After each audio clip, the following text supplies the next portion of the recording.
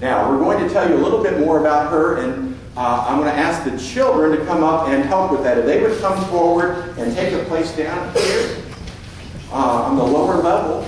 We have a felt board here, and we have pieces of felt here. And if you will, how are we going to distribute those? There we go. All right. We have some symbols of her life that will go into our stained glass window. First, though, let's start with the Poets' Corner at Westminster Abbey. I think we have a picture or drawing of Westminster Abbey. Very good. And who would like to place that on the board? Go down.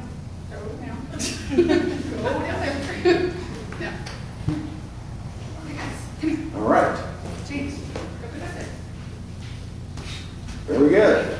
Westminster Abbey. Her dates were from 1810 to 1865, so that gives you the era. And you see she was a contemporary of Dickens and some others. So we have something there that notes her dates. Sure do. Who wants to put that up on the board? All right. She is the wife and daughter of Unitarian ministers. Her father was a Unitarian minister, and she married a Unitarian minister. So we have something that symbolizes that. We have a picture of a family with a big U in the middle of it.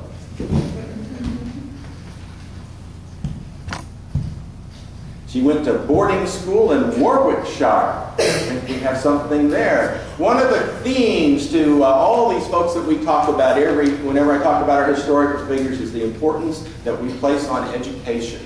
Education is part of our spiritual and social moral development. So she was well educated. All right.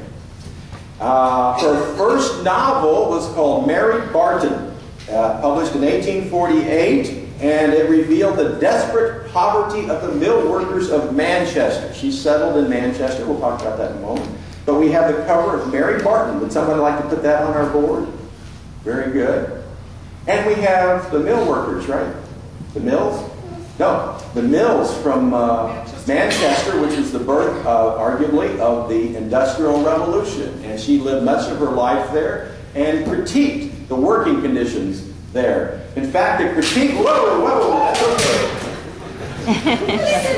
That's all right. Put that under with enthusiasm. There we go. We like that. That's all right. That's all right. We were talking about Manchester, I believe. Oh, and Mary Barton. It was so critical that many of the mill owners had public burnings of her book. Does that sound familiar? And we actually have a picture of a book burning. In my view, any book worth burning is a book worth reading. Right? There we go. And we have Manchester up there itself, the city of Manchester. Yes, we do. Her most famous novel, though, is Cranford. Who has heard of the novel Cranford? We've got a few here. 1853. It was turned into a series on the BBC, and nobody has been able to figure out, at least in the listservs that I've consulted, whether that has made it to PBS or not. But a couple of movies have been made of the novel Cranford. So who would like to put Cranford up there? Very good. All right. She, as I mentioned earlier, she was a protege of Charles Dickens. He admired her work, invited her to write for the magazines that he was an editor of, and kind of nurtured her career. So we've got a picture of Charles Dickens up here. And she was very good friends with the Bronte sisters, who are also at Westminster Abbey. And we have Elizabeth. Who do we have? Elizabeth Bronte. Charlotte Bronte. Charlotte Bronte, whose most famous work is Jane Eyre. See, Jane Austen, who was also in Westminster Abbey, had this revival, and all these movies were made of her works, and now everybody thinks every Victorian novel was written by Jane Austen. But Jane Eyre goes to Charlotte Bronte. Right? She had a motto. How many have a motto? She took it from Thomas Carlyle, another Unitarian. Do the duty that lies nearest to thee. Do the duty that lies nearest to thee. Because this was part of her Unitarian social justice. said you have to help the people that are around you. It's not just writing letters to Parliament, but do what you can do, what's accessible to you, and make a difference. So we've got several of her quotes.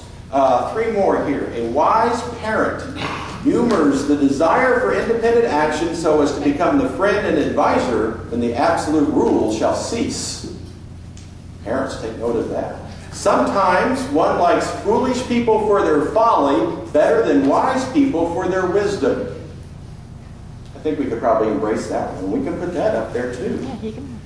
And finally, how easy it is to judge rightly after one sees what evil comes from judging wrongly. I think that's a variation of 20/20's hindsight, isn't it?